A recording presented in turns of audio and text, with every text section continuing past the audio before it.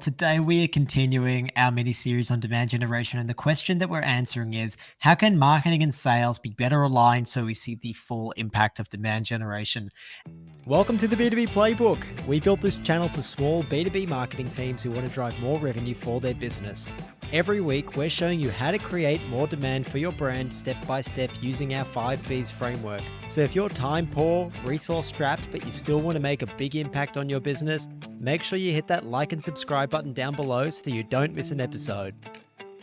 Welcome back to the B2B Playbook. Today we're discussing how can marketing and sales work closely together to get a better outcome from demand generation. We're deep into season 6 of the show. We spent seasons 1 to 5 giving away our 5Bs framework for demand generation.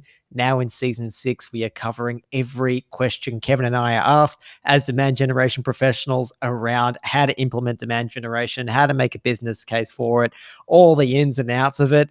And we're pretty deep into it. Kev, for those who are just joining us, can you please tell them what the B2B Playbook podcast is all about and what we covered in seasons 1 to 5?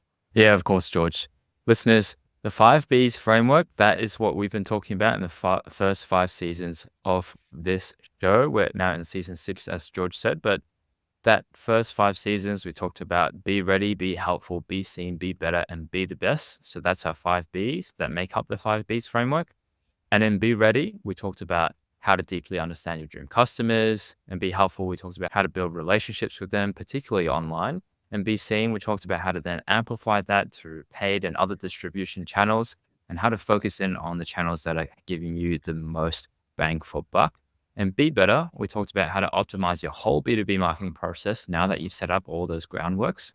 And finally, in Be the Best, last season, we talked about some of those advanced strategies that the guys at the bigger end of town are using to really leverage their B2B marketing framework, and also how you can use those tactics in your own strategy as well.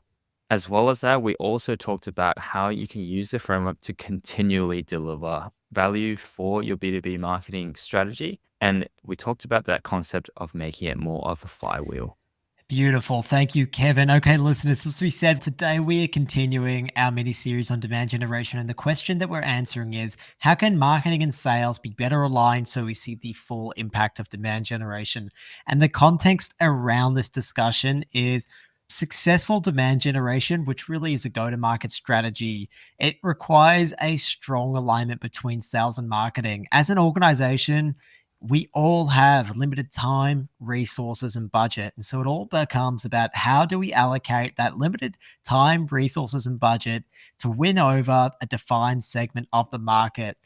If we are trying to tackle too much, if we are working separately, marketing and sales, if you're not working together, you don't have feedback loops, then we're going to be far less efficient as an organization simply because we are both trying to spread our time, our money, our energy too thin. We all know that it takes many touches across sales and marketing to turn someone from a prospect to a paying customer. So if we go too wide, then we're not going to get deep enough to build those relationships. So today we're going to first look at some misconceptions when it comes to how sales and marketing should work together. Then we're going to give some advice on how we feel in our experience the two teams should work together. We're also going to look at some metrics that sales and marketing should share to hold each other accountable and to work together to a common purpose. And then finally, we're going to share just some practical tips on keeping a close working relationship with sales so you go together to market in the most efficient manner. All right, Kev, we're going to kick off with some sales and marketing misconceptions. Kick us off with the first one. The first one, listeners, is that marketing is solely responsible for generating leads and that sales is solely responsible for prospecting and closing them. Now, this leads to a lot of tension between the two teams because sales feels like it isn't being provided with enough quality leads, and marketing thinks sales aren't following up their leads effectively. And obviously, that is a bad thing to have. It's obviously going to create a lot of tension when fundamentally, marketing and sales are very much misaligned on what they're really meant to do and how they're solely responsible for just one thing in a very one-dimensional way. So if you do that, you end up as two very siloed teams. You end up doing things that actually end up putting you in opposition to each other, not necessarily working together. You think that there are really clear boundaries as to when marketing should be helping and when it shouldn't. And the same thing goes for sales, and it ends up in having quite a dysfunctional, disjointed go-to-market team. The second misconception, Kev, is that marketing's job is to just make things pretty for sales. It's been called the make it pretty department. It makes me so sad when people think that this is what marketing is and that this is what is reduced to. Marketing really is so crucial when it comes to a go to market strategy and executing a go to market strategy for an organization. It's our job to lead our prospects from being unaware of a product or service to being led all the way through to the logical conclusion that you are the perfect solution for them. And it's also their job to show you that you should prioritize that problem in the way that your product or service actually solves it. So to think that we're just the make it pretty department is a very, I don't know where that came from, Kevin. I don't know how that's happened, but we got a long way to go to fix it. And I feel sorry for the marketers who are stuck in those teams where they are just the make it pretty department. And I actually feel sorry for sales as well, because that means the sales team aren't actually getting the full benefit of what the marketing team can do for them. Not only can they bring better, higher quality leads through, they can also help them get those leads to a stage where they're more ready to convert when they actually get to a conversation with sales. That sales' life is a lot easier because now not only are they getting higher quality leads, but a much shorter conversation with those leads and to get them to that revenue point in the pipeline. All right, Kev, our third misconception is that only sales should talk to the customers. If sales are the only people who are talking to customers, then marketing all of your insights are going to sit and die with sales. The way that you understand your customers are always going to be through the lens of sales. And unless that salesperson really understands marketing, you're not going to be able to get the insights from those customers that you need if you're going to be able to influence their decisions in the future. I think, Kevin, it also removes marketing from doing any one-to-one interactions. We like to think of sales and marketing as really distributing key messages on a one-to-many, one-to-few, and a one-to-one basis. If marketing restricts itself on a one-to-few and one-to-many basis, then I think we're probably leaving a fair bit on the table there. Of course, that's what we're best at because marketing is great at doing things at scale. But one-to-one interactions, targeting an account, targeting a key decision maker with an account, and arranging like a content collaboration or something to really deepen that relationship with them, to build and nurture. Marketing has a tremendous capability to do that and to show sales how they can do that as well. And if we don't get out there, if we don't do some stuff on a one-to-one basis, Kev, I think that we just leave ourselves too disconnected from what our ideal customers really want, really need, what they really look like. And then we're going to be very disjointed as well. So sales aren't the only ones who should be talking to customers. They're not the only ones who should be doing one-to-one interactions. Marketing, that is also for you. George, every time we talk about only sales talking to customers or that they should only be the ones talking to them, it also reminds me of those conversations where we talked about partnerships on the show as well. And in particular, that concept around why would you want to do things by yourself? Why wouldn't you want to do it with a partner in crime, with a team of other people that you can work together with to get the best results? It's exactly the same here with these conversations with customers.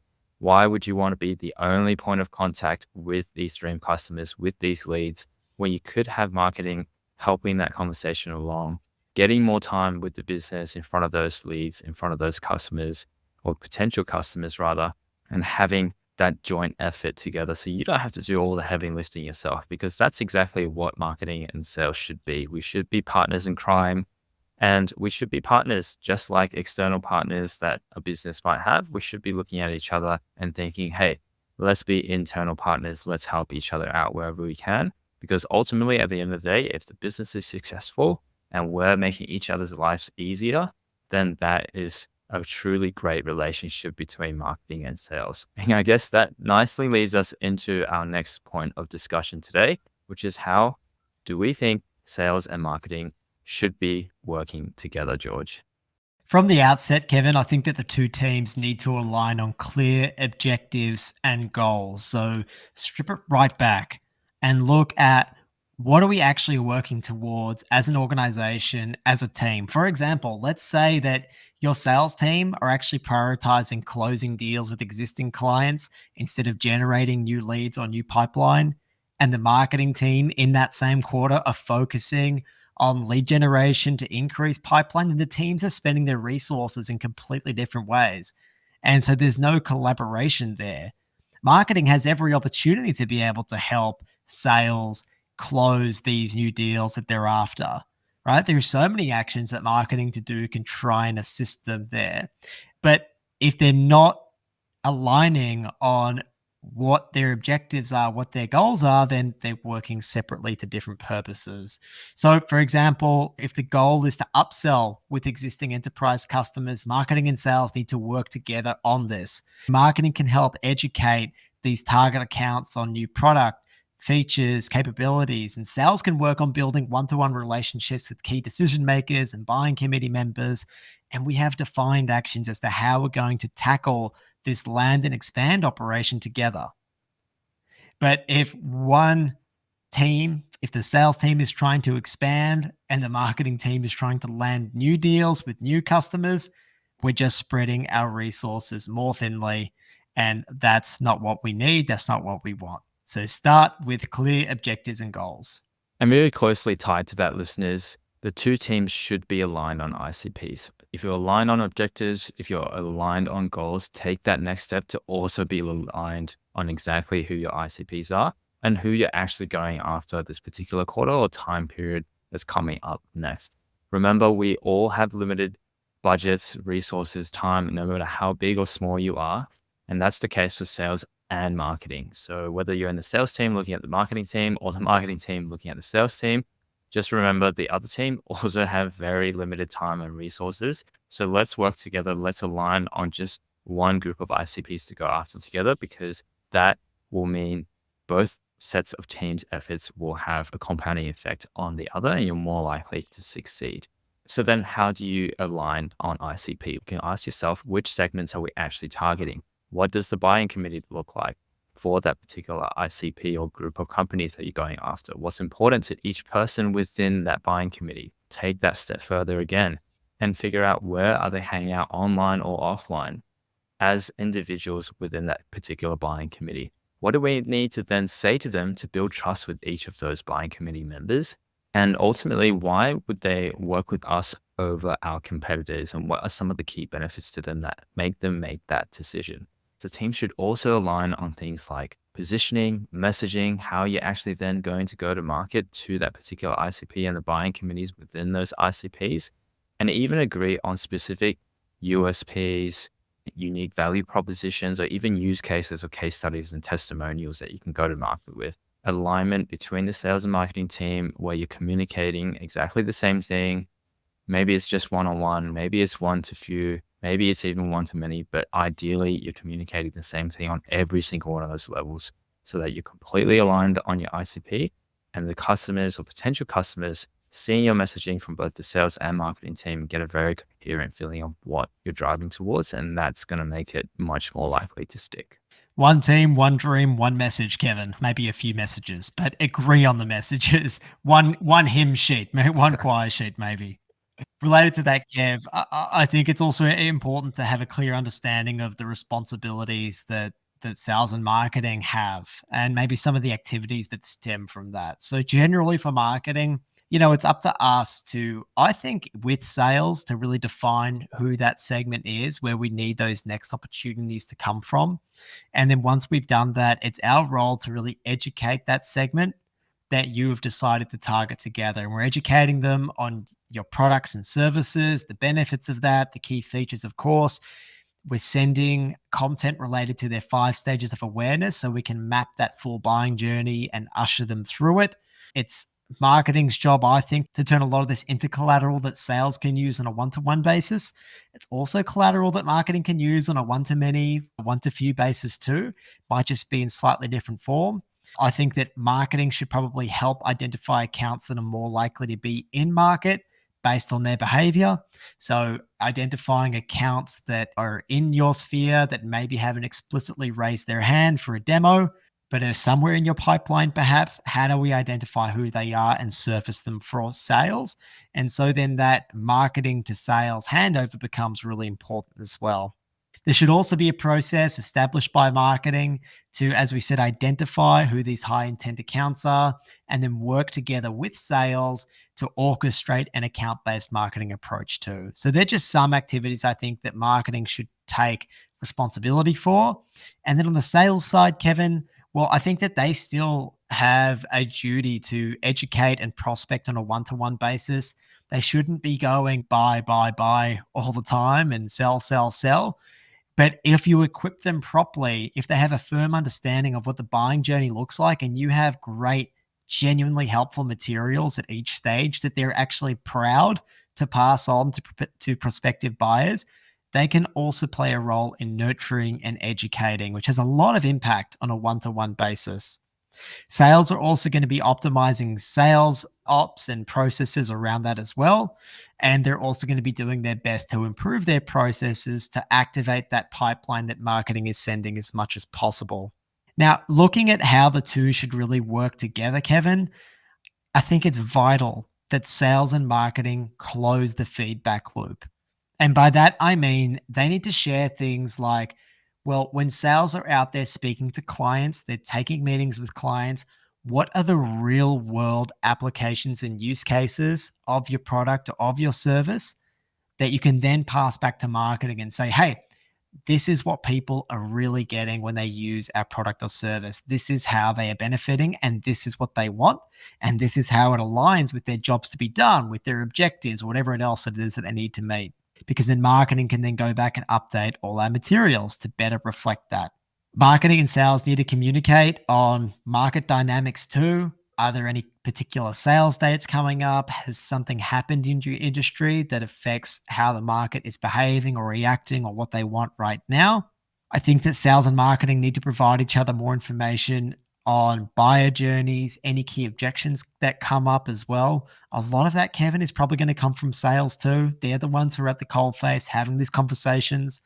I know a lot of you are trying to listen to sales calls. You're using things like Gong to do that, but we'll cover this a little later. If we can have like a weekly or every 2-week update between sales and marketing that covers things like these are the key objections. These are the things that our buyers wanted for us that we were missing in the buying journey. And also being able to validate, Kevin, that the content that you're creating is actually helping. So maybe one of your prospects says, oh, I found you because I attended your webinar on XYZ and I found that really helpful. That's really good key information to pass back to marketing. And so by delivering this intel, sales ensures that marketing is up to date on the buyer's pain points and needs, and therefore marketing is better able to do its job. All right, listeners, so that's how we think sales and marketing should be working together. Something to help that along is having shared reporting between marketing and sales. And here, it's really important to actually have shared definitions of your key metrics, things like MQLs, SQLs, SALs, opportunities, whatever it might be that you're optimizing towards in both teams. In a recent Gartner study, 62%, that's almost 2/3 of respondents, described that the sales and marketing functions actually defined qualified leads differently. That's pretty astounding, George, at least to myself. I think if 2/3 of businesses out there think that the sales and marketing teams defining their end goals, really the things that move and measure success in the business differently, how are those two functions really going to work together to drive towards business objectives? And you can imagine this would often lead to things like inefficient and ineffective customer engagement, going after different groups of people, not really making sure that you're mapping out the customer journey for that particular group and working together to get them through that journey. So by simply agreeing on the lead scoring process, on how fast sales should act, on those simple metrics around MQLs, SQLs, whatever it might be, both teams can then really be on track to operate much more efficiently and to have their efforts pay off. This ensures that interested buyers have that timely response, have that feeling that they're being guided through a process where things are making logical sense as they discover your product and brand and all its benefits in the right order. And there's no opportunity then left on the table for either the marketing team or the sales team. And another way to look at those important metrics to share together is by splitting it into your lagging indicators and leading indicators. So some of these metrics that both sales and marketing should have in the lagging indicators category include sales opportunities, what we have called hero pipeline on the show, or CAC, or deals won. All these are very important lagging indicators, but also you need to agree on leading indicators as well. So things like how much is actually in the pipeline, is there increased engagement, and importantly from the particular ICP that you've agreed to working towards between the marketing and sales teams. Again, you can use tools like Factors AI or Clearbit to really reveal some of the companies that are visiting the page, visiting the right pages on your website, to really help you gauge those leading indicators. There's some great shared metrics, Kev, that I think marketing and sales should be across. We actually have a lot more information coming out around this topic of sales and marketing alignment and shared metrics. We have a great interview with Steve Armenti that's going to be coming out in a couple of weeks. We've also done some great collaborations with Adam Mandarovich, who was a 7 times ex-head of sales. And really, he's reached very similar conclusions that we have, but from the sales side. And so we're very, very excited to share our joint framework with him too. But yeah, there's some great metrics to look at just to start with, Kev. Okay, let's look at just maybe a couple of tips on how the teams should work together, Kevin. I think first up, marketing should really be creating sales enablement content that's really, really easy to share. I find, Kevin, that when you frame things in terms of the 5 stages of awareness and you really map your content to those 5 stages of awareness, it actually makes it a lot more clear for sales as to what they should share and when. If you explain that the buying journey roughly reflects, the 5 stages of awareness, someone is unaware, then probable aware, then solution aware, then product aware, and then most aware, and you map out what that typically looks like for your product or service, and then you have the different pieces of content that answer their questions at that part in their stages of awareness, in their buying journey, and that content also does its best to then lead them to the next step. Well, then all of a sudden, sales have the ability to use this marketing content. There's another crazy statistic out there. I can't recall it exactly, Kevin, but so much sales enablement material is just never used by sales ever that marketing has put together. And it could be one, because sales just don't really think it helps. They don't really trust the insights that are there because maybe it's commodity content. It's not really led by subject matter experts. But 2, they probably also don't know where to grab it, where to surface it, all that kind of stuff. And so making sure that you make it available in some kind of content hub, that it's matched to those 5 stages of awareness, that you have updates on where they can find it and where you can use it, that will make sure that sales are actually using it on a one-to-one basis. Bonus tip here, listeners. Your FAQs are in fact part of your content. So recently I've been doing a little bit of FAQ work in various different roles, and we found that FAQs are actually a great way to bring the sales team into the conversation as well, because naturally you're going to need to collaborate with them to figure out what are the common questions that your dream customers are asking or your potential customers are asking.